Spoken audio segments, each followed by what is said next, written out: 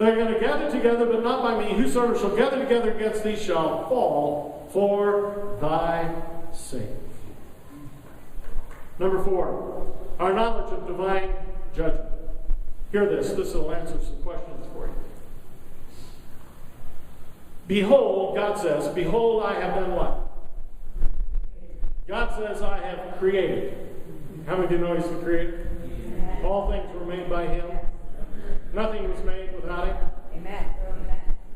He says, behold, I have created what? The smith. Anybody here named Smith? That'd be your verse. It means blacksmith. I have created the blacksmith that bloweth the coals in the fire, that bringeth forth an instrument for his work. And God says, hear it, this is the word of God. I have created the waster to destroy. Hey, God has ordained judgment. I said God has ordained judgment. We can't preach this gospel and not know that God can be offended. That's right, amen. That God can take out vengeance upon sin and unrighteousness. Where would grace exist in our lives if we didn't know that? Amen. You know, a lot of people in our day, they want to preach all tolerance. Right? Do you think that God is going to tolerate sin? Indeed, He will not. So He created the smith to bring forth these instruments for His work, and He created the waster to do what? To destroy. What is the fate of the ungodly? They will surely be destroyed. Who is the destroyer? Jesus said, I have come that you might have life and that you might have it more abundantly. But He also had said, the thief cometh not, but to steal, to kill, and to destroy. We know who the destroyer is. Verse 17, number 5, our invincibility in spiritual warfare. No weapon that is formed against thee shall prosper. Amen. Enemies of Israel, enemies of this nation, America, many times have been thwarted without ever firing a single shot. Amen. Or in one case, in Israel's case, a war that was going to lead to their annihilation lasted 6 days. And they kicked some butt. You can't find that in here. How does that happen that all these nations in 1967 gather against Israel, and in 6 days they had set them totally in destruction? How does that happen? No weapon formed against thee shall prosper. How can 125,000 Midianites be defeated by a bunch of guys with torches and jars? No weapon formed against thee shall prosper. How can a teenager whip a 9-foot giant with one shot of a rock? No weapon formed against thee shall prosper. How can a man spend the night in a hungry den of lions and come out unscathed with a restful night of sleep? No weapon formed against thee shall prosper. Oh, I could go on and on and on. How could Jesus escape from Nazareth when they wanted to stone Him and kill Him? And He's gone. How could that happen? No weapon formed against thee shall prosper. Nobody's going to take my life unless God says it. That's right. There's invincibility. Now, I got a body, and they can kill this body. They sure can't touch my soul. That's right. Amen. So if they walked in here today and killed me, they would send me to heaven. Amen.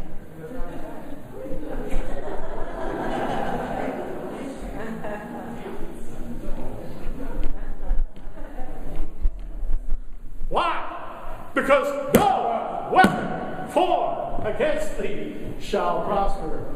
You're going to see it again in your lifetime. You might see it in a few days or weeks from now. No weapon formed against the people of God, the children of Israel. No weapon shall prosper. See, all of a sudden, I'm not so worried about Iran having nukes, because God could easily take a nuke, shot at the nation of Israel, and reverse its course, That's right. That's right. Amen. and return the sender. Amen. Amen. Why do I believe that? Because no weapon formed against thee shall prosper. I believe it in the past because I've read the stories. I believe it in the present because I've seen it in my life. I believe it in the future because it's the Word of God. Amen. Number 6, our accusers are silenced. Hear the word of the Lord. And every tongue, how many? Every tongue that shall rise against thee, how? In judgment, thou shalt condemn. Hey, the accuser of the brethren is cast down. That's right. Amen. And we will overcome him by the word of our testimony Yes. and by the blood of the Lamb. Amen. Glory to him. Hallelujah. Every tongue that shall rise against thee in judgment, thou shalt condemn. You can only do that when you're righteous. Amen. That's right. Amen. You can't do that when you're unrighteous, when you're ungodly. You don't get that. That privilege is reserved for God's people, the righteous. Yes. They speak against the accuser. Finally, number 7. This is the heritage. Thank God for my heritage. Amen. I rejoice in my heritage. Yes. This is the heritage of the servants of the Lord. I got one thing to say about that. Sign me up. Yes. Put my name in that book. Yes. I want to be listed there in the Lamb's book. Amen. The servants of the Lord. This is the heritage of the servants of the Lord. And God, hear what God said. Their righteousness is of me. Hallelujah. Whose righteousness do you stand in today? Not my own. I'm a wicked man. I'm a corrupt, depraved, sinful man. I'm a sinner. But by his righteousness, Yes. I have a heritage. Amen. Hallelujah. A heritage that makes me blessed. Yes. A heritage that makes me happy. Yes. A heritage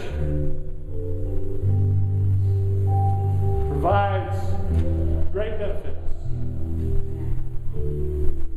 A heritage that has me established in righteousness. Why is that?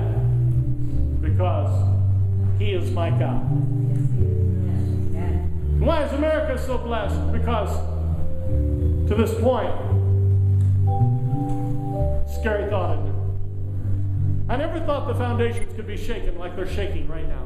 Come on. But to this point, he is our God. Yes. Say it with me. I pledge allegiance to the flag of the United States of America and to the republic for which it stands, one nation, under God, indivisible, with liberty and justice for all. Amen. It matters. America, it matters who is your God. Blessed is the nation whose God is the Lord. Happy is the